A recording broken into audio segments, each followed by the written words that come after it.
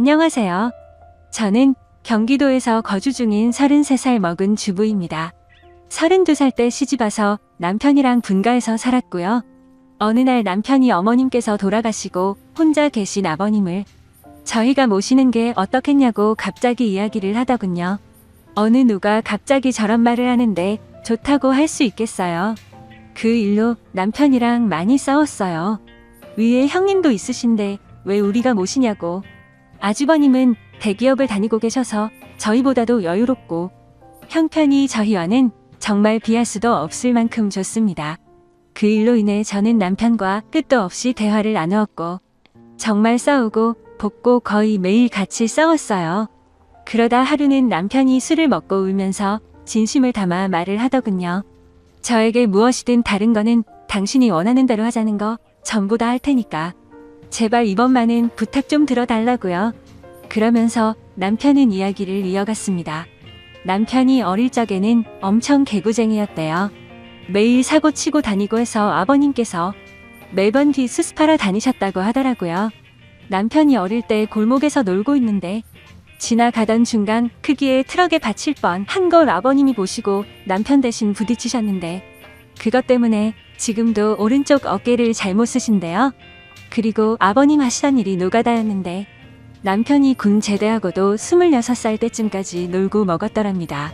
아버님이 남편을 늦게 낳으셔서 지금 아버님 연세가 68세 되세요. 남편은 33살이고요. 60세 넘으셨을 때도 노가다 하시면서 가족들 먹여 살리고 고생만 하셨다네요. 노가다를 오래 하면 시멘트 독이라고 하나? 하여튼 그거 때문에 손도 쩍쩍 갈라지셔서 겨울만 되면 많이 아파하신다고 하더라고요. 평생 모아 오신 재산으로 마련하셨던 조그만한 집도 아주버님이랑 남편 결혼할 때 집장만 해주신다고 파시고 지금은 월세 내면서 원룸에 들어가서 사신다고 하더라고요. 그런데 어머님까지 돌아가시고 혼자 계신 거 보니 마음이 아파서 눈물이 자주 난다고 하더라고요. 저희가 살림이 넉넉했으면 이런 걱정도 안 할 텐데요. 저는 집에서 살림을 하는 평범한 주부이고 남편은 혼자 직장을 다니는데 일반적인 중소기업을 다니고 이직한 지 얼마 되지 않아 한 달에 세후 150 정도를 벌어옵니다. 그런데 그걸로 아버님께서 오시면 아무래도 반찬도 지금보다는 더 신경을 써야 할 것 같고 여러 가지로 많이 힘들 것 같더라고요. 심지어 그때는 제가 임신을 했어서 아이가 3개월 차인데 모든 부분이 힘겹더라고요. 그럼에도 부유하셨던 형님께서는 절대 아버님을 못 모신다고 강력히 못 박으셨고 아주버님도 그럴 생각이 없다라고 남편이 말을 하더라고요. 저렇게 철벽 방어를 하는데 어떻게 하겠습니까? 그리고 남편이 진심 어린 말들을 저렇게까지 했는데요. 그래서 넉 달 전부터 아버님을 모시기로 하고 저희 집으로 아버님을 모셔왔습니다. 처음에는 아버님께서 오지 않으시려고 자꾸만 거절하시더라고요. 늙은이가 가봐야 집만 되고 눈치 보인다고 하시면서요. 하지만 남편이 매일같이 설득하고 우겨서 겨우 모셔왔습니다. 모셔온 첫날부터 여러모로 정말 신경이 쓰이더라고요. 그런데 우리 아버님 매번 반찬 신경 써서 정성껏 차려드리면 그걸 드시면서도 엄청 미안해하시면서 눈치를 보십니다. 가끔씩 고기 반찬이나 맛있는 음식을 해드리면 아버님께서는 드시지 않고 남겨두셨다가 저희 남편이 퇴근하고 돌아오면 남편을 먹이더라고요. 그리고 저 먹으라고 일부러 드시지도 않고요. 거기다가 하루는 장을 보고 집에 왔는데 아버님께서 바닥에 꿇어 앉아서 걸레질을 하고 계시더라고요. 저는 그 모습을 보고 깜짝 놀라서 걸레를 빼앗으려고 했더니 괜찮다고 하시면서 끝까지 고집을 부리시면서 청소를 끝마치시더라고요. 그리고 식사를 드시고 나면 곧바로 긴 그릇을 들고 가셔서 설거지도 하십니다. 아버님께 하지 말라고 몇 번을 말씀드리고 그릇들을 뺏어도 보지만 아버님은 설거지를 하시는 게 그게 마음이 편하시답니다. 제가 왜 아버님의 마음을 모르겠어요. 이 못난 며느리 눈치 보이시니 그렇게 행동하시는 거 압니다. 그래서 저도 정말 더 마음이 아픕니다. 남편이 몰래 아버님 용돈을 드려도 그거 안 쓰고 모아두었다가 저에게 용돈 하라고 주십니다. 그렇게 저희는 부유하진 않지만 서로 애틋하고 마음을 써가면서 하루하루를 지내고 있었습니다. 그런데 어제는 정말 너무 많이 슬퍼서 펑펑 울었습니다. 아버님께 죄인이라도 된 듯해서 눈물이 왈칵 나오는데 참을 수가 없더라고요. 한 달 전쯤부터 아버님께서 아침에 나가시면 저녁 때쯤 들어오시더라고요.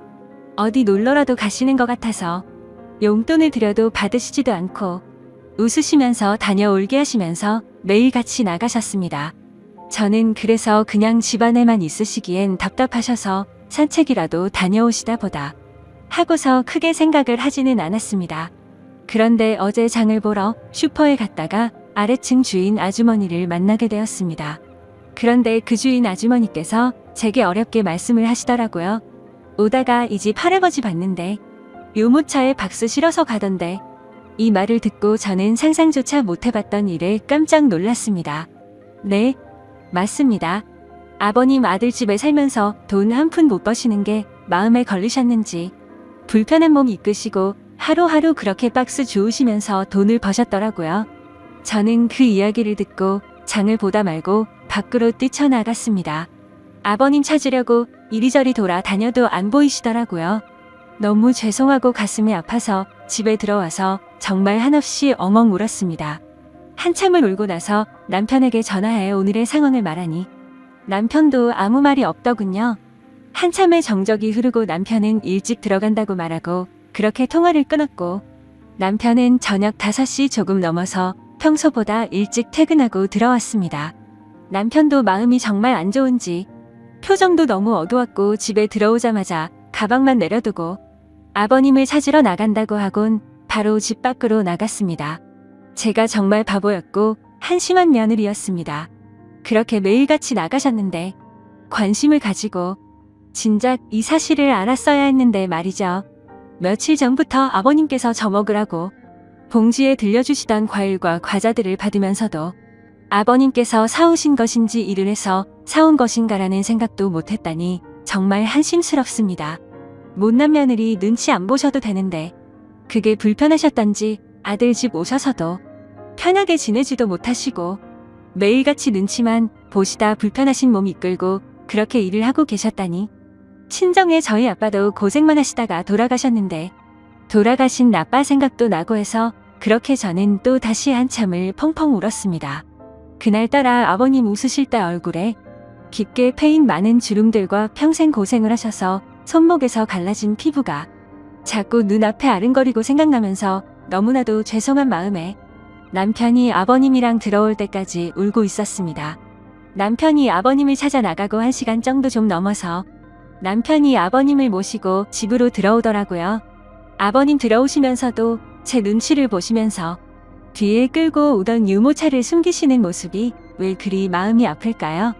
오히려 죄송해야 할 건 저인데요. 아버님께서 미안해하는 듯한 그런 모습이 가슴에 남아서 지금도 이 글을 적는데도 마음이 너무 아픕니다. 저는 아버님의 모습을 보자마자 아버님께 달려가서 죄송하다며 손을 꼭 붙잡고서 또 펑펑 울었습니다. 그러자 아버님께서는 매일 나 때문에 밥 차리느라 고생도 많고 편하게 있지 못하게 해서 내가 정말 미안하다면서 제 얼굴을 보면서 손을 꼭 붙잡아 주시면서 말씀하시는데 저는 눈물이 멈추지 않았습니다. 저는 그날 아버님의 손을 처음으로 만져봤습니다. 평생을 고생하시면서 지내온 아버님의 손, 심하게 갈라지신 손등과 굳은 살 베인 손에 마음이 너무 아팠어요. 방 안에 모시고 나서도 죄송하다며 그렇게 펑펑 울었습니다. 아버님 식사 챙겨 드리려고 부엌에 와서도 요리를 하고 있는데도 왜 그리 눈물이 그치지가 않던지 남편은 아버님께 다시는 그런 일 하시지 말라고 말했고 앞으로는 제가 더 열심히 일해서 벌면 되니까 그런 일 하시지 말라고 아버님께 확답을 받아냈습니다. 그렇게 이야기를 끝마치고서 3명이 오순도순 모여서 함께 저녁을 먹었습니다. 밥을 먹는데도 아버님 손을 보면서 자꾸 가슴이 아프더라고요. 오늘은 어제 일도 있고 해서 남편이 연차를 내서 쉬는 날이었고 저는 아버님 모시고 시내 나가자고 남편에게 얘기를 했습니다.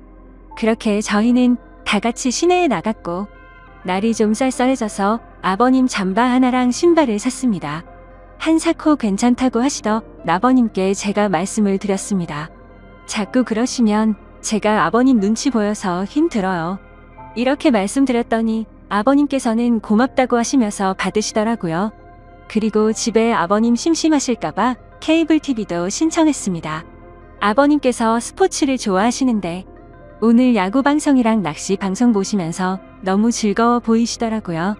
조용히 다가가서 아버님 어깨를 만져드리는데 보기보다 정말 왜소하시더라고요. 제가 꽉 잡아도 부서질 것만 같은 그런 아버님의 어깨. 지금까지 고생만 하시고 자식들 뒷바라지 하시느라 평생 헌신하시면서 살아오셨던 아버님의 그런 발자취들이 느껴지면서 저는 또 마음이 아파왔네요. 남편한테 말했어요. 저 평생 아버님 정말 친아버지처럼 생각하고 모신다고요.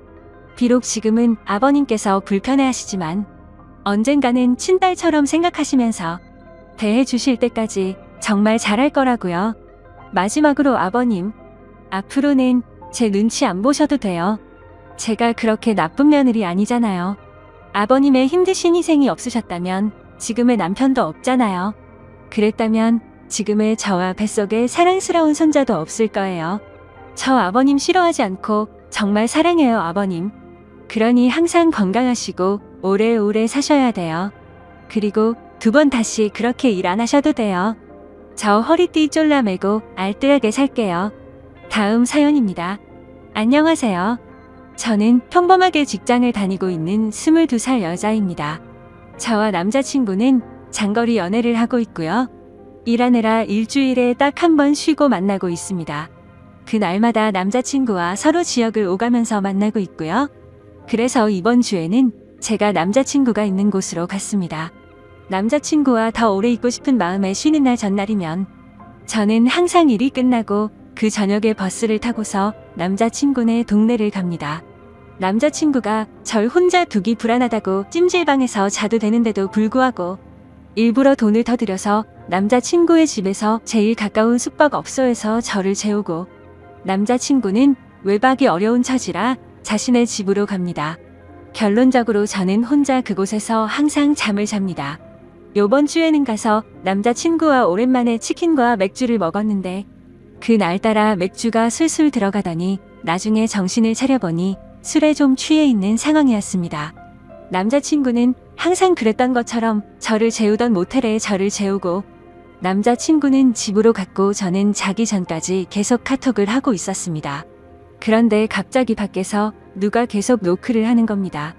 무슨 일인가 하고 나가보려고 했는데 혼자인 게 무섭기도 하고 겁이 나서 문만 살짝 열어서 빼꼼 밖을 봤습니다. 밖을 봤더니 옆 방 앞에 모텔 아르바이트생이 있던 겁니다. 모텔 아르바이트생은 아저씨였고 저는 혼자인데 낯선 남자가 있는 것에 겁이 나서 문을 황급히 닫았습니다. 그러고 나서 남자친구와 카톡을 계속하면서 이런저런 일이 있었다고 얘기를 하고 자려고 침대에 누웠는데 누가 다시 똑똑하는 겁니다. 이번에는 열지 않았습니다. 그랬더니 모텔 방으로 전화가 오는 겁니다. 그래서 모텔에 무슨 일이 있는 건가 하고 전화를 받았습니다. 그랬더니 맥주 가져다 드릴 테니까 종업원 가면 문 여시라고 하는 것이었습니다. 항상 여길 오니까 주는가 보다 하고 별 의심 없이 문을 열고 받았습니다. 맥주를 냉장고에 넣고서 다시 침대에 누워서 남자친구와 카톡을 하면서 맥주 줬다고 얘기하고 남자친구는 저에게 앞으로 누가 와도 문 열어주지 말라고 내일 아침에 병원 갔다가 바로 가겠다며 얼른 자라고 하고서 카톡을 끝냈습니다. 그 뒤 잠들기 전에 TV를 틀었는데 컴퓨터와 연결이 된 PC가 바로 떴는데 성인 영상이 나오더라고요. 근데 그때 때마침 모텔 아르바이트생이 열쇠로 문을 따고 들어온 겁니다. 저는 이미 술이 좀 취해 있어서 그때는 그 아르바이트생이 문을 따고 들어온 줄 모르고 문이 열려 있어서 들어온 줄 알았습니다. 자려고 침대에 자리를 잡고 누워 있었던 저는 그 사람이 들어오는 걸 보고서 놀라서 침대 모퉁이에 앉았고 급하게 TV 채널을 다른 거로 돌렸습니다. 문제는 그때 술에 많이 취해 있어서 기억이 중간에 몇 부분이 나지는 않지만 왜곡되어서 기억되지는 않았습니다. 저는 채널을 돌리고서 무슨 일이시냐고 했고 그 사람의 대답은 기억이 제대로 나지를 않습니다. 그 사람이 아마 필요한 거 없느냐는 식으로 했던 것 같습니다. 저는 그 사람에게 나가시라고 계속 말했습니다. 그러고서 그 사람은 저에게 그냥 보시던 거 보세요. 이러면서 제가 들고 있던 리모컨을 빼앗고서 채널을 다시 돌리는 것이었습니다. 너무 겁나서 계속 제발 가시라고 계속 그랬더니 침대 모퉁이에 앉아있던 저를 눕히려고 제 다리를 만지는 것이었습니다.